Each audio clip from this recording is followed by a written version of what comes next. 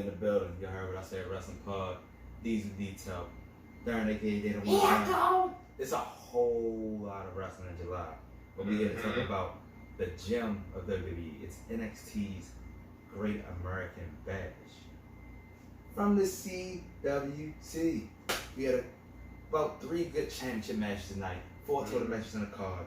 It was a regular NXT special. Let's start it off. It started off with a tag team match for the NXT Tag Team Championships between your champions, Wesley, Nash Carter, MSK. They went up against the unorthodox tag team of Old Man Ciampa and Toothless Tim. Ciampa and Thatcher, they were in the building. As we all discussed, it seems like lately, Ciampa and Thatcher are the faces, and somehow MSK, who came in as the baby face of all baby faces, were getting booed somehow. And me and Tope believe that the CWC has, just like some of the matches, rehearsed and choreographed chants and fans at the CWC. Because some of that shit wasn't genuine and natural as it would with real fans, which are coming up soon. But let's get back to this match. This was a damn good match. It was a damn good way to start off the damn card. One of the top matches of the night. Depending on what you like, we had some good ass matches on this card. Only be 4 matches. But at the end, you know what I hate. You know what I hate the most. Wesley and Nash Carter. They were getting that ass kicked near the end. They did a couple reverses after Toothless Timmy made a mistake and hit Ciampa. As soon as he turned around into a damn roll-up pin, Wesley and Nash Carter sneak out. These guys think they might be foreshadowing yet another match. How you guys feel? It was an inside corridor. He couldn't get out. He had his legs hooked. He couldn't get out. Man, you know inside corridor, they gotta put their legs a certain way to get caught. Kids, he told y'all before the match, Wesley instead. Yeah, still he told him the previous show. Got a Project Ciampa in there.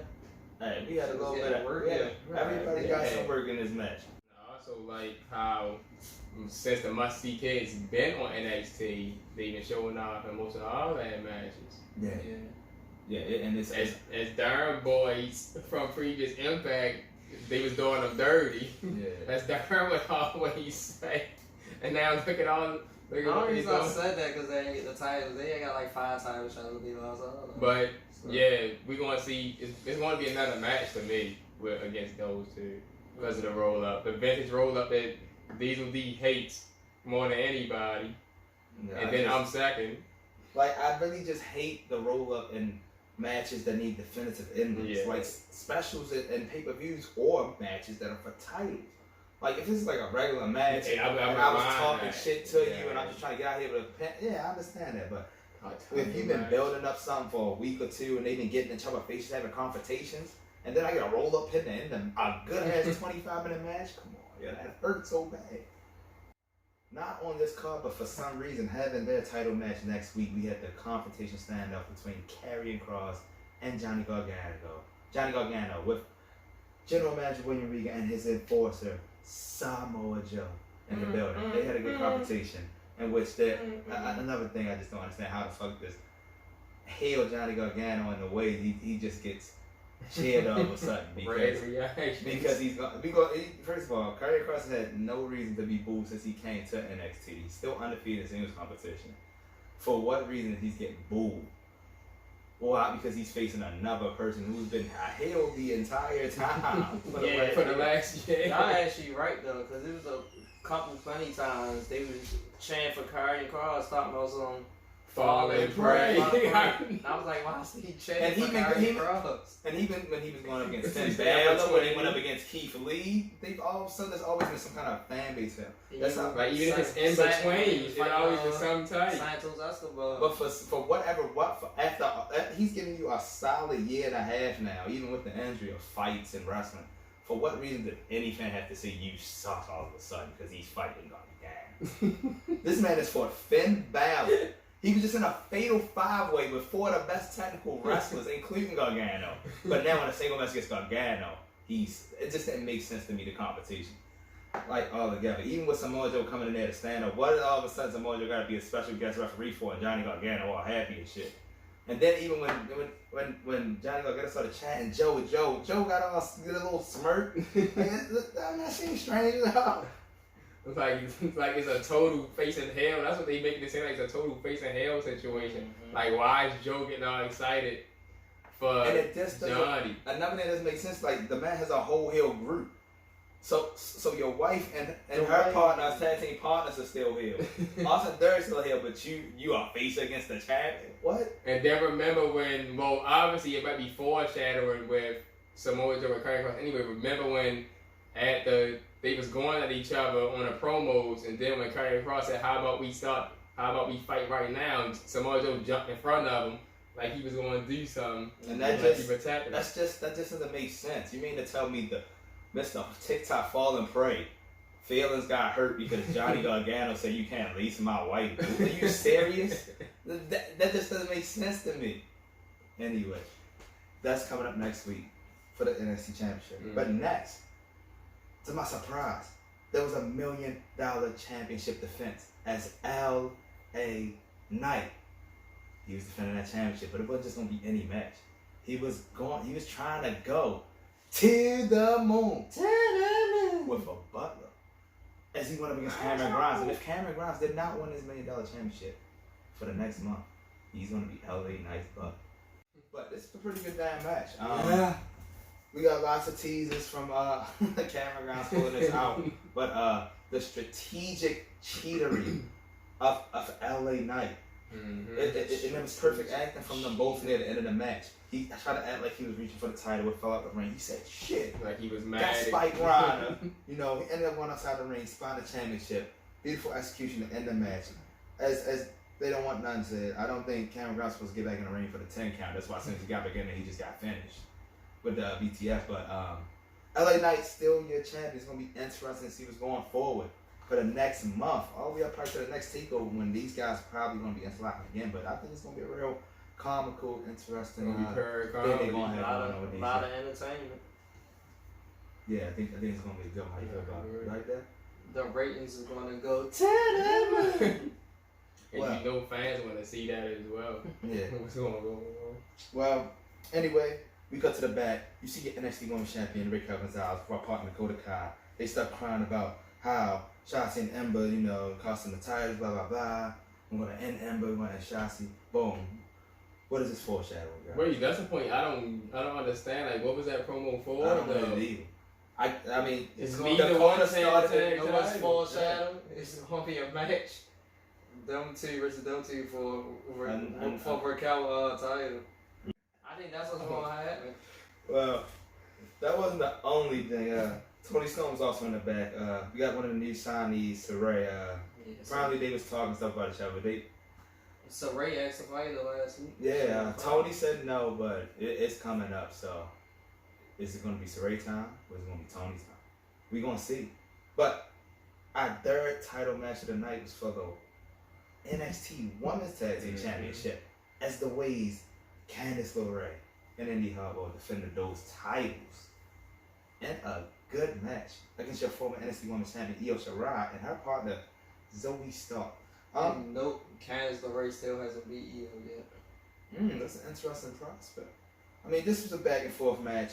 Both teams look strong. I do give kudos to Indy Hartwell and her homage to the bad guy Razor Ramon with their outfits. They both had matching outfits, her and Candice. I like that. But this was a back and forth match, but near the end, when it looked like Candice was getting ready for that wicked stepsister, the lights went out. The battery thing that we've been seeing all throughout NXT over the last month, it went to 100. And it was the returning Tegan Nox. Shiniest wizard. It was the woman with the shiniest wizard of them all, as they said. And because of that distraction, it allowed Io and Zoe Starks to get the victory with Zoe's finisher. What is that? The 360? 360 KO, GTS. go to sleep, something like that. Yeah, it's definitely a 360. I like it. Reverse network cape. I don't know what it but, is. It's a nice move. You have new NXT Women's Tag Team Champions in Io Shirai and Zoe Starks. I already told those guys I feel like that's a way to keep Io on the brand. There's always been talks about her able to go home. She missed her fiance and whatnot. She missed family, but she's a champion yet again.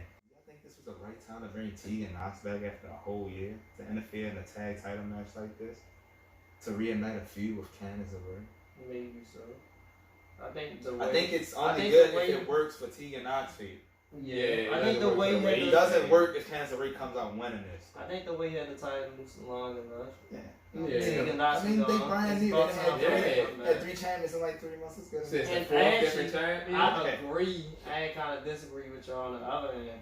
I think they did that for what's her name? Zoe Stark. For Zoe Stark. Zoe Stark has been good. I mean, shit. I'm not saying she went to win a title anyway, but for her to give her specifically with Io instead of somebody else that could have gained from getting the tag title. If she was with somebody else, Io literally just lost the NXT Women's Championship. And took time off and then came back. And then you give her another title. I get that. Now I agree with you. Look at the new people we got with titles. Wesley and Nash Carr. Ray Kell, brand new women's champion. LA Knight just came over, he got $1 million championship. So yeah, then they literally came out there and showed us 8 to 10 new people for a breakout tournament. Oh yeah. But you giving Io another title. Like he didn't just have a title for damn a year. Well, at least Zoe Stark though when I picked up the pinfall victory. Hey, no problem with that. That's what the Hit Row. That's what I can't forget about. Because we had a Hit Row celebration cipher. You had the whole crew in there. You had B-Fad.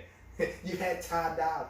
You had Swerve Scott, your NXT North American Center. You had Ashanti D. Adonis, the whole crew in there. And I gotta give him kudos, man. I enjoyed this hype. B-Fad came out there jamming. Ty Dolla, he had some rounds and Swerve thought he was Kendrick. That's what I said when I first saw it. I was like, what you doing, Kendrick? Like, I enjoyed it on the stage, but when y'all got in the ring, y'all really started flowing. My man Swerve got up on the ropes and going, man. Okay. This could have went anywhere on the show, and it was enjoyable. Even if you hate him. This is one of the most invested storylines. When you ever seen anything in WWE to this degree, as far as guys rapping, having their own swag, they don't give up nothing. They look so comfortable. The only closest name was John Cena. Yeah, John Cena, but he was doing that shit, and then his superstar became so big that he had to turn to the child guy. Super Saiyan. But it was time, y'all. It was time for Cole versus O'Reilly 2, the main event of NXT Great American Bash, and you knew it was gonna be just as good as the last one. It was Adam Cole, baby, versus Kyle O'Reilly Access match. They were here again. This was a good ass match, even with the picture, the commercial breaks. At the end, after a couple close back and forth submission holds, we got a brutal ass Panama Sunrise on the outside. Followed it up with another one on the inside after a stupid ass kick by Kyle O'Reilly with his bag leg, which led to a brutal ass shot. Adam Cole wins this match. It's now 1-1, so you know another one's coming. But how did y'all feel about this one? Adam Cole, baby. Great match. I had a feeling that Adam Cole was going to get the victory, specifically because of how his domain has been on NXT over the last month. Oh, he's the best. Exactly. He's the best NXT superstar of all time. And all that. And anytime they going to fight each other, it's always going to be a good match. You know, Kyle O'Reilly never going to quit. He going to keep coming at him. Yeah. So I really like the match. Number 3 coming up, like y'all said.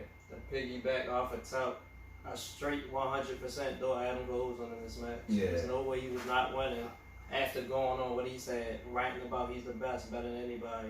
He getting the NXT title back over the last month.